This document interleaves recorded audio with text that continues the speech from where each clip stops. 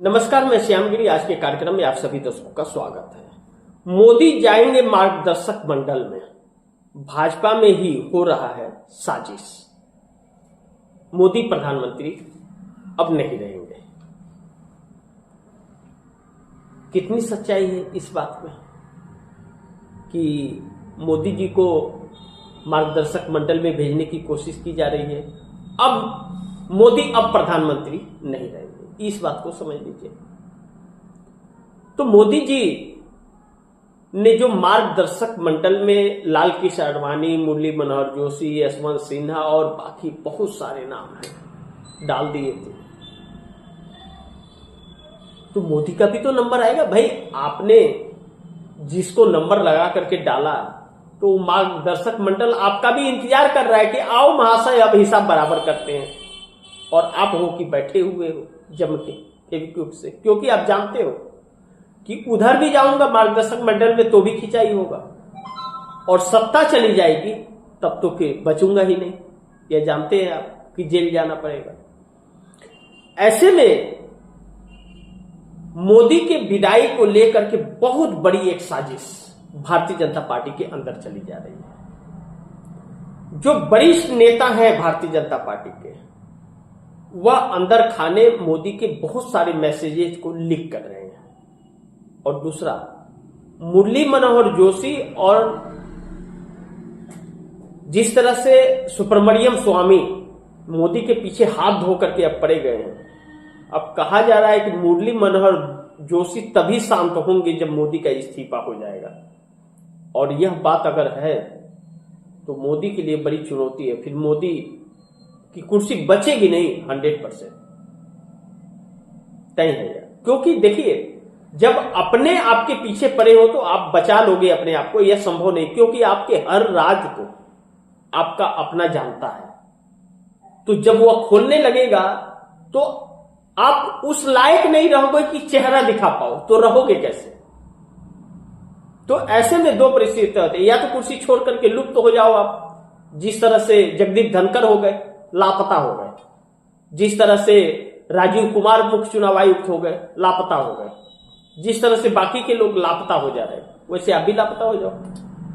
और या तो सत्ता परिवर्तन होगा तो जेल जाओ,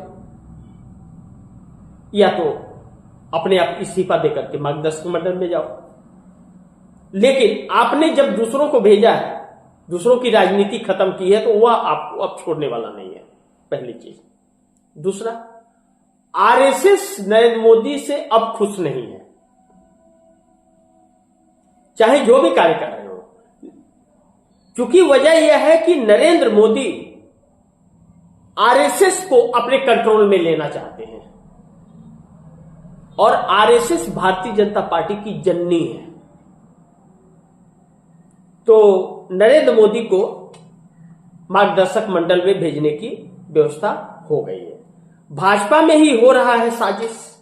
जैसा मैंने आपको बताया कि यह भाजपा की ही साजिश है भाई। आरएसएस, विश्व हिंदू परिषद या भारतीय जनता पार्टी, यह भाजपा ही है ना। सब भाजपा के लिए ही तो काम करते हैं। तो साजिश इसी में से निकलती, तो अपनों की लड़ाई में तीसरा बाजी मारने जाता है। तो विपक्ष एकजुट होकर के इसको कैच लेने की तैयारी में है, यानी कि सत्ता परिवर्तन का। और आपने अपने एनडीए गठबंधन के अंदर इतना विश्वासघात कर दिया है कि आपके ही सहयोगी मौका पाते ही आपका साथ छोड़ देंगे। तो आपका साथ छोड़ेंगे तो विपक्ष की मनोकामना पूरी हो जाएगी। अब नीतीश की छोड़ दीजिए, क्योंकि नीतीश का तो पता ही नहीं चलता क्या कर रहे हैं, नहीं कर रहे हैं। उनकी कहानी उल्टी पड़ रही है, वो पेचीदा हो जा रहा है। विश्वास करने लायक कोई बात नहीं बच जा रही है। सब तरफ से अगर घूम करके लास्ट में आप आएंगे तो वो लिपा पोती वाली कहानी हो जाती है। कितना भी सारे समीकरण पर बात कर लीजिए, बाद में आइए लिपा पोती हो जाती है। अब देखिए, अभी तक नीतीश कुमार को लेकर के प्लान बी पर कैबिनेट बदल देंगे, ये करेंगे, वो करेंगे, सारी बातें हो रही थी। लेकिन उन्होंने हिजाब, बच्ची का हिजाब खींच दिया। क्यों किसी के सम्मान के साथ आप खिलवाड़ कर रहे हैं भाई? आप सीएम हो तो क्या हुआ? आप किसी का सम्मान खींचोगे? अगर बुर्का पहने हुए हैं, मुस्लिम महिला है या बच्ची है मुस्लिम, तो वह अपने संस्कृति का पालन कर रही है, तो आप उसकी संस्कृति के साथ क्यों खिलवाड़ कर रहे हो? तो छिछलेदन मचा दिया अपना। तो उनकी बात ही करना हमारे ख्याल से तो बहुत बेकार है, कोई मतलब ही नहीं है। वह, मुझे नहीं लगता कि वह शख्स कोई ऐसा फैसला करने की क्षमता अब उनके अंदर रह गई है ना। वह व्यक्ति एकदम बिल्कुल कुर्सी से चिपक गया है और जीवन के इस पड़ाव में भी उसे कुर्सी की पड़ी हुई है, देश की नहीं और लोगों के सम्मान की नहीं पड़ी हुई है। तो ऐसे में बाकी के जो घटक दल है उन्हें तो राजनीति करनी है। तो चंद्रबाबू नायडू हो चाहे चिराग पासवान ही क्यों ना, आज हनुमान बन रहे हैं, तो हनुमान बन रहे हैं तो मोदी के साथ कुआं में थोड़ी कूद जाएंगे। वह इतना तो समझते ही है कि उनकी राजनीति भी है, तो उनको भी मौका अगर मिलेगा और तो वह भी छटक जाएंगे। जयंत चौधरी हुई, अनुप्रिया पटेल हुए, ओम प्रकाश राजभर हो गए, संजय निषाद हो गए, चाहे एकनाथ शिंदे का टकराव ही लगातार बढ़ा हुआ है, अजीत पवार हो गए। तो इनके साथ है कौन?